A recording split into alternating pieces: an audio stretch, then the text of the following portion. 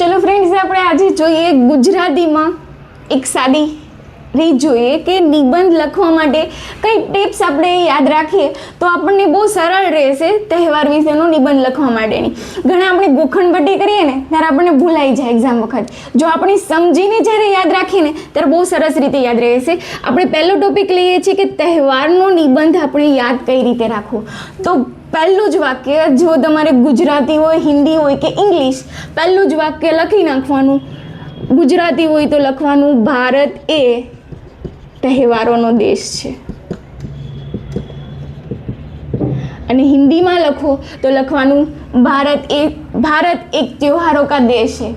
फिर इंग्लिश में आप लखो છો તો લખવાનું India is the country of festivals.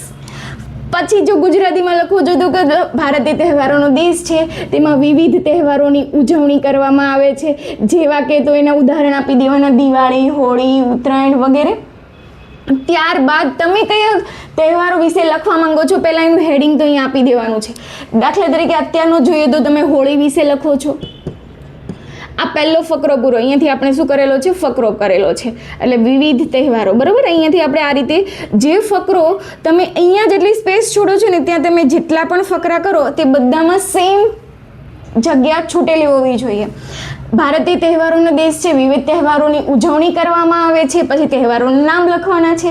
તેમાં મારો પ્રિય તહેવાર હોળી છે, આ રીતનું લખવાનું. પહેલો ફકરો પૂરો. બીજા ફકરામાં તહેવાર ક્યારે આવે છે, ક્યારે આવે તો કે હોળી છે તો કે હોળી આવે છે ફાગણ સુદ પૂનમના દિવસે આવે છે, ઓળખવામાં આવે છે. બીજા દિવસની ધૂળેટી કહેવામાં આવે છે, તે બીજા ફકરામાં લખવાનું છે. બરાબર, ત્યાર પછીના ફકરામાં લખવાનું છે તેની ઉજવણી કેવી રીતે કરો છો. ઉજવણી કેવી રીતે, આ હું તમને ફક્ત શોર્ટ જે રીત છે તમને યાદ રાખવા માટેનું તમને ટિપ્સ કરું છું. કઈ રીતે તમે એની ઉજવણી કરો છો તો એકબીજા પર અબીલ ગુલાલ જેવા રંગોનો ઉપયોગ કરીને, કોઈ કેસુડાના પાણીનો ઉપયોગ કરે છે, પિચકારીનો ઉપયોગ કરે છે, એવી જ રીતે લખવાનું છે. તે તહેવારોમાં તમે શું વાનગી બનાવો છો. જો દિવાળી હોય તો અમે ફટાકડા ફોડીએ છીએ, વાનગી તો કે દરેક ઘરે અલગ અલગ મિષ્ટાનો બને છે. ઉત્તરાયણ હોય તો તમે શું કરો છો તો પતંગ ચગાવો છો, લાડુ, ચીક્કી જેવા મમરાના લાડુ, એવા વિવિધ મીઠાઈઓ બને છે. હોળીમાં પણ ક્યારે આવે છે, ઉજવણી કેવી રીતે કરો છો, અને બીજું કે તે ઉજવણી શા માટે કરવામાં આવે છે. જો દિવાળી વિશે લખો છો તો લખવાનું કે રામ ભગવાન 14 વર્ષનો વનવાસ પૂરો કરીને અયોધ્યામાં પાછા ફરે છે. હોળીનું કરો છો તો હોળીની ઉજવણી શા માટે કરવામાં આવે છે, હોલિકા દહન શા માટે કરવામાં આવે છે, એ આપણે બધું લખવાનું છે ત્રીજા ફકરામાં. ત્યારબાદ તે શું ધ્યાન રાખવાનું, દિવાળીનો તહેવાર ઉજવીએ છીએ તો વડીલોની હાજરીમાં ઉજવીએ છીએ, નાના મોટા બાળકો બધા સાથે મળીને, જેથી કોઈ ફટાકડા ફૂટતા કોઈને નુકસાન ના થાય. હોળી છે તો કોઈ કેમિકલ વગરના કલરોનો ઉપયોગ કરીએ છીએ. એવી જ રીતે થોડુંક લખવાનું. અને એ બધું જ કમ્પ્લીટ થઈ ગયા પછી છેલ્લે લખવાનું આથી ડેશ, એટલે કે ત્યાં તહેવારનું નામ. આથી આ તહેવાર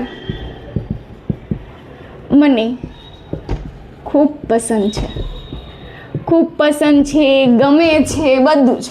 બરાબર, તો જો એટલું યાદ રાખીએ ક્યારે આવે છે, શા માટે છે ઉજવણી કરવામાં આવે છે, કેવી રીતે કરવામાં આવે છે, કઈ વાનગી બનાવો છો. હા, દિવાળી છે તો ઘર મોહલ્લા બધું રોશનીથી શણગારવામાં આવે છે.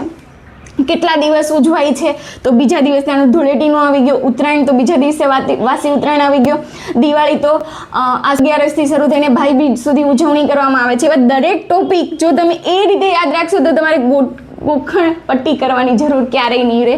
અને તહેવારનો નિબંધ તમે કોઈ પણ ભાષામાં લખો છો તો શરૂઆત આજથી જ કરો, અને જોડણી હંમેશા સાચી લખવાની કોશિશ કરો.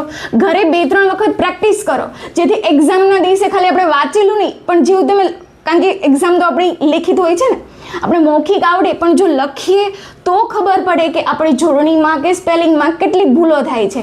તો 2-3 વખત પ્રેક્ટિસ કર્યા પછી જો લખશું તો મારા ખ્યાલથી કોઈ ભૂલ થવાના ચાન્સ નથી.